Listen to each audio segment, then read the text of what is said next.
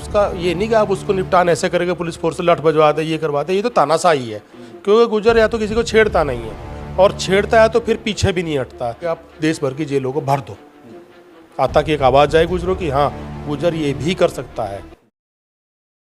नमस्कार, स्वागत है आप सभी का हिंदुस्तान 24 पर और मैं आप सबके साथ विपिन चौधरी।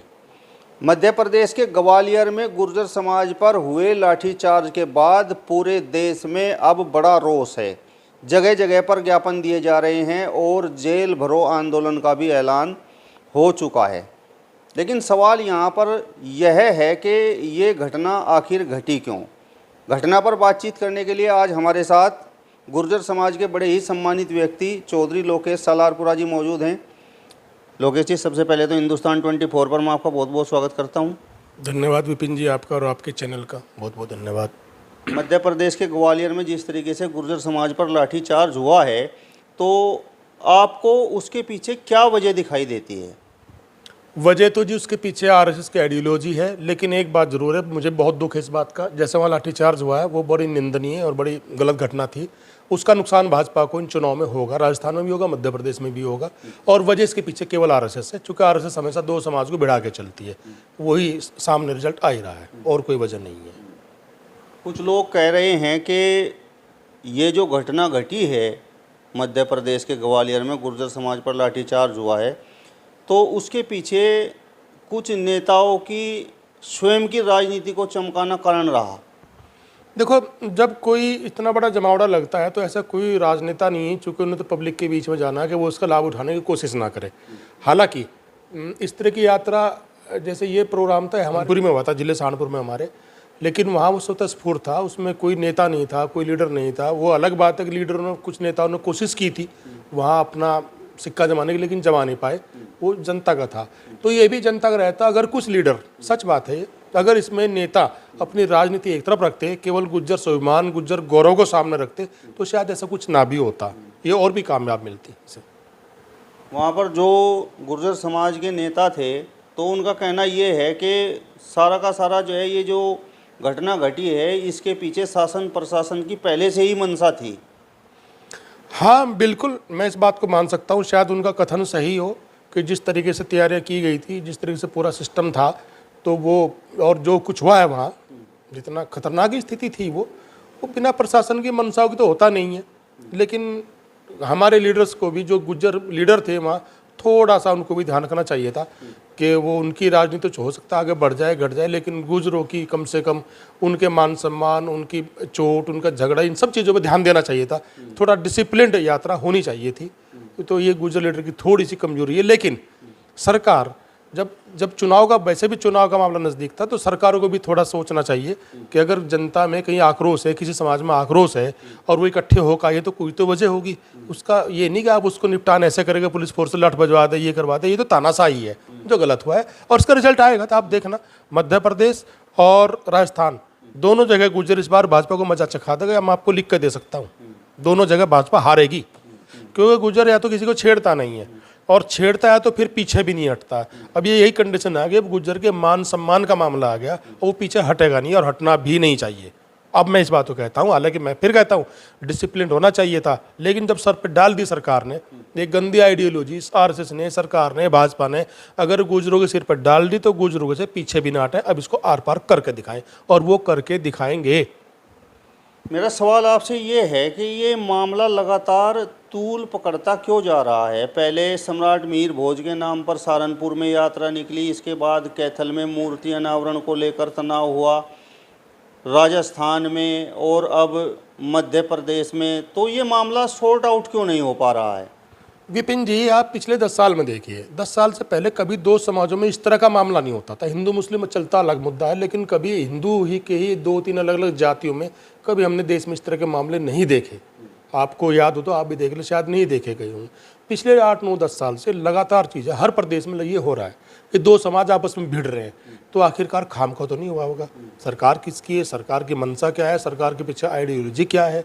जो सरकार, जो भाजपा की जो मदर संगठन है, जिसे बोलते हैं मातृ संगठन, आरएसएस की तो शुरुआत से यही स्थिति रही है, हमेशा दो समाज को भिड़ाता है, उसका पॉलिटिकल लाभ लेता है।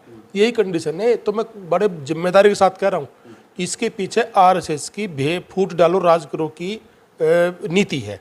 इसलिए दो समाज आपस में भिड़े खड़े हैं और कहीं भी बजाय इसके कि उन दोनों समाजों के जिम्मेदार लोगों को बिठाएं, उनके बीच में अगर कोई मतभेद है, कोई मनभेद है, उसको दूर करें।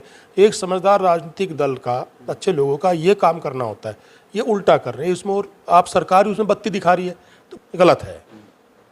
मेरा सवाल आपसे ये भी है कि जिस तरीके से फंदपुरी में गुर्जर समाज ने यात्रा निकाली, उसका मैसेज तो पूरे देश में गया और मेरे हिसाब से अब तक उससे बड़ी यात्रा गुर्जर समाज की कोई निकल नहीं पाई। तो मतलब हर एक महीने के बाद ये जिस तरीके से देश के अलग अलग हिस्सों में यात्राएं निकल रही हैं, तो आपको नहीं लगता कि उनसे मतलब लगातार तनाव बढ़ता जा रहा है? देखो, आपने जो फंदपुरी यात्रा की बात की वो वास्तव में बहुत बड़ी यात्रा थी। बड़ी कितनी थी चलो ये तो अलग मुद्दा है, अब इस पर अलग अलग बहस है कितनी थी। हालांकि बहुत बड़ी यात्रा थी, इतनी बड़ी यात्रा आमतौर पर निकलती नहीं है आज, बिना लीडर के तो बिल्कुल भी नहीं निकलती। लेकिन उसकी सबसे बड़ी खूबी ये थी कि इतनी डिसिप्लिन्ड यात्रा थी, इतनी अनुशासित यात्रा शायद ही कभी कोई निकलती हो, किसी भी समाज की निकल पाती। वो इतनी अनुशासित यात्रा थी बिना किसी लीडरशिप के, कहीं किसी को कोई प्रॉब्लम नहीं हुई। अब उसके बाद बार बार अगर इस तरह की आप यात्राओं का आयोजन कर रहे हैं तो इसके पीछे कहीं ना कहीं जो हमारी जो है ना जो लीडरशिप है कि कमजोरी उसकी भी है। अब आप बार बार समाज को क्यों आगे बढ़ा रहे हो? आपने एक संदेश सहारनपुर से देना था, पूरे देश को आपने संदेश दे दिया था कि हम क्या कर सकते हैं। अब बार बार अगर आप उसको करोगे तो कहीं ना कहीं अपनी ताकत कमजोर करोगे। तो मैं इन सारे लीडर से कहना चाह रहा हूँ, चाहे रविंद्र भाटी हो या वहाँ जो भी कोई थे, आप भाई समाज को अपने निजी स्वार्थ के लिए इतना मत भिड़ाओ कि समाज बिल्कुल पूरे समाज से अलग थलग एक तरफ खड़ा हो जाए। अगर आप बार बार ये काम करोगे, बार बार झगड़े टंटे होंगे, तो क्या यार ये गुज्जर तो रोज ही लड़ाकू कौम में भी, इन्हें दिमाग ही खराब कर दिया। फिर क्या होगा, सब लोग आपसे कटने लगेंगे। ऐसा एक बार सहारनपुर में हो भी चुका है। मैं आपको यहाँ मैंने देखा है कि गुजरों को किसी कारण से समाज से मतलब दूसरे लोग इनसे फिर चिढ़ने लगते हैं। ऐसा तो मत करो भाई, इसको थोड़ा हल्का हाथ रखो, बहुत जरूरी हो वहाँ रखो, बहुत डिसिप्लिन रखो। ये मेरा उनसे सबसे अनुरोध है आपके चैनल के माध्यम से। रविंद्र भाटी का आपने जिक्र किया, अतुल प्रधान या मुखिया गुर्जर और भी कई गुर्जर समाज के बड़े नेता हैं, तो वो स्वयं तो वहाँ पर पहुँचते नहीं, उन्हें तो एक तरह से इन यात्राओं का निमंत्रण दिया जाता है और समाज के लिए वो खड़े हो जाते हैं। तो कुछ लोग इस पर भी सवाल उठा रहे हैं। देखो साहब, क्या हुआ कैसे हुआ ये तो अलग चीज़ है, इस पर तो सब रिजल्ट सामने आ गया। लेकिन मैं एक बात कर रहा हूँ आज आपके सामने, और मैं उसके लिए मैं खुद को प्रस्तुत कर रहा हूँ। अगर ऐसी बात है मेरे पास मैं सब इंतजाम करा देता हूँ। हिंदुस्तान के जितने गुज्जर लीडर हैं, वो अतुल प्रधान हो, मुखिया गुज्जर हो, रविंद्र भाटी हो, या हमारे राजकुमार भाटी हो, या मध्य प्रदेश के जितने लीडर हैं, राजस्थान के सचिन पायलट हों, जितने भी हिंदुस्तान के गुज्जर हैं, उन सब से मेरा अनुरोध है कि कम से कम एक बार सारे एक साथ बैठे, चाहे किसी पार्टी के हैं, सब एक साथ बैठिए और इन गुजरों को जो बर्बादी की तरफ आप लोगों की वजह से, कुछ समाज की वजह से, कुछ उनकी अपनी कमजोरी की वजह से गुज्जर बर्बादी की तरफ बढ़ रहा है ना, इस पे बहुत गहन मंथन कीजिए। आप एक रूम में, एक कमरे में, एक हॉल में बैठिए सब, और ईमानदारी के साथ दिल खोल के बात कीजिए। राजनीतिक अपने स्वार्थ रखिए एक तरफ, आप जहाँ राजनीति करनी है आपको कीजिए, उसे बिरादरी में ऐसे शामिल मत कीजिए। लेकिन जो बिरादरी की असली दिक्कतें हैं, जो कमजोरियाँ हैं, जो समस्याएं हैं, उनके ऊपर ये सारे नेताओं को बैठ के एक बार बहुत गंभीर मंथन करना चाहिए। तो उसमें हर गुज्जर समाज के 200 आदमी हो, 400 आदमी हो, जो लीडर हों, और जो हमारे समाज सेवी हैं, जो समाज के लिए काम कर रहे हैं, जो संघर्ष कर रहे हैं, वो युवा भी हों, सब लोग उसमें शामिल हों, बैठ के एक मंथन हो और फिर एक निकल के रिजल्ट आए कि हमने इस बिरादरी के लिए क्या और कैसे करना है, कार्य योजना तैयार हो। इस तरह से आप अलग अलग अपनी अपनी पार्टियों के लिए, अपनी नेतागिरी के लिए आप बिरादरी को एक दिन चौराहे पे खड़ा कर दोगे और बाकी सारी बिरादरियां आपकी गुज्जर समाज से कटना शुरू हो जाएंगी। वो स्थिति बहुत ख़राब होगी। हम वैसे ही बहुत दबे कुचले पहले से रहे हैं गुज्जर, अंग्रेजों ने हमें बहुत दबाया है, इसे और बर्बाद मत करो भाई सारे नेताओं। मेरा आपसे ये अनुरोध है। मध्य प्रदेश में तो पुलिस प्रशासन बहुत ज़बरदस्त उत्पीड़न इस समय वहाँ पर गुर्जर समाज का कर रहा है। मैं तो खुद कह रहा हूँ, अरे भाई अगर आप अपने समाज की इस तरह के ताकतों को छीन अलग टुकड़ों में करोगे तो फिर तो कोई भी आपको दबा लेगा। तो वही स्थिति है ना, मैं वो कह रहा हूँ ये पावर दोबारा मेंटेन करो ताकि कोई समाज, कोई सरकार की हिम्मत ना पड़े कि आपकी तरफ उंगली उठा ले। और उत्पीड़न जबरदस्त नहीं हो रहा, आप जरूरत से ज़्यादा उत्पीड़न हो रहा है। आपको कितनी मार कुटाई वहाँ गुजरों के साथ हो रही है आप कल्पना भी नहीं कर सकते। वो बड़ी स्थिति खराब है। अब वो उसका क्या इम्पैक्ट आएगा आप देखें 12 तारीख में क्या होता है, तब पता लगेगा। लेकिन गलत हुआ, बहुत गलत हुआ। मेरा सवाल आपसे ये है कि 12 तारीख में तो जेल भरो आंदोलन का ऐलान हो चुका है, तो आपको क्या लगता है 12 तारीख में क्या होगा?